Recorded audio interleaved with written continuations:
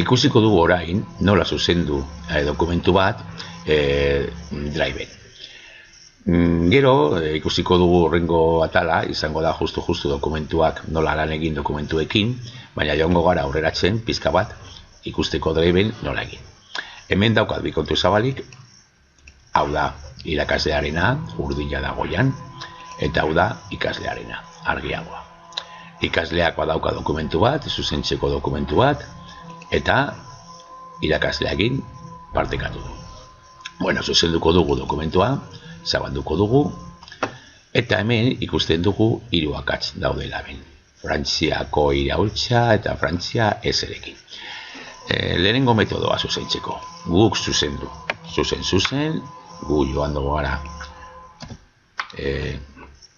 zuzentzen dauden akatsak. Ez ekendu eta zeta jarri. Zuzenduta daudenean, itxiko dugu dokumentua. Nola jaso du dokumentua ikasleak? Zabalduko dugu ikaslearen kontua, zabalduko dugu dokumentua, eta berak jaso du ja zuzenduta.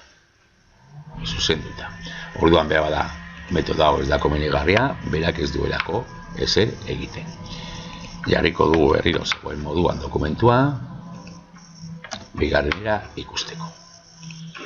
Joango gara irakaslearen kontura, dokumentura. Hemen dago dokumentua, txarto dago berriro, eta ikusiko dugu bigarrenera.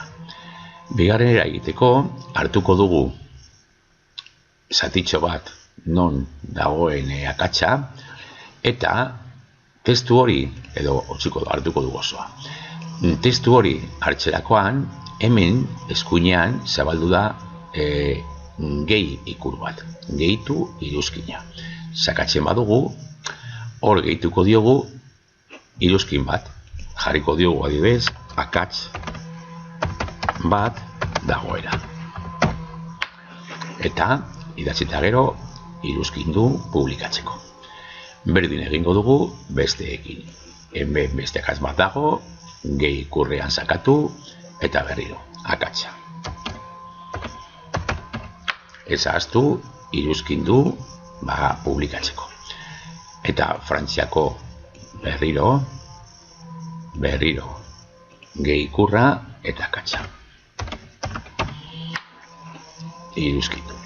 Ikusten duzuenez, arrozaz jarri dira, iruzkin bat daukaten hitzak.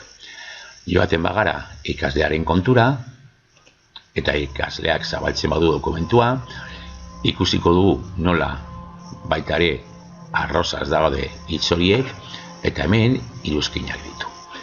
Egin behar duena da, konpondu txarto dagoena, eta behin konponduta, ebatziko du iruzkin hori. Lehenengo ja egin du, orduan hemen ja ebatzean du.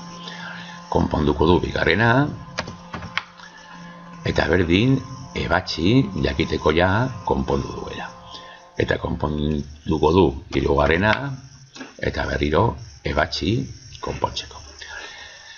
Bueltatzen bagara irakaslearen horrira, ikusten dugu nola aldaketak ja eginda daude. Ikasleak zuzendu dituelako. Utziko dugu dokumentua zegoen moduan, txarto, berriro zuzenketak aldatzeko.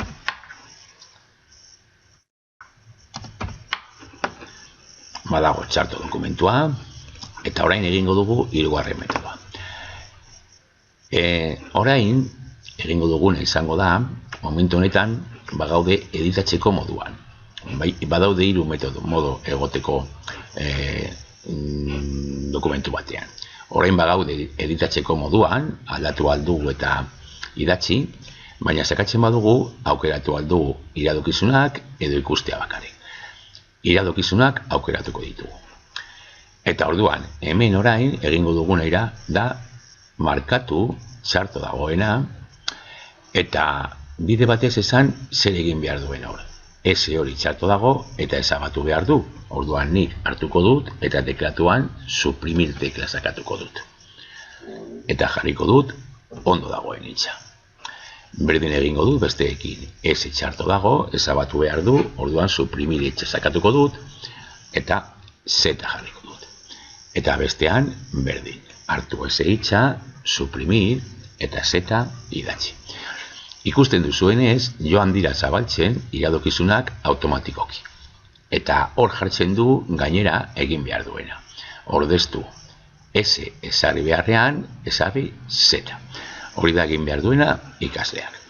Bueltatzen bagara ikaslearen kontura, nola ikusiko du berak, azteko tatxaturik edo ezabaturik sartu dagoena, eta hor dago jarrita zuzen jarri behar duen letra. Berak konpontzeko egin behar duen gauza bakarra da, iradokizunetan onartu aldaketa hori. Onartzen badu, aldatu egiten da. Bigarrenean ere onartzen badu, aldatu egiten da. Eta hirugarrenean, bai. Ikusten duzuenez baita ere, hau erreza ikaslearen txat, ez du ezer egin behar. Orduan gomendioa, bigarren era aukeratzea. Bakarrik hartu testua eta iradokezuna egin bertan. Gero ikasleak egiteko aldaketa hori eta zuzenketa hori.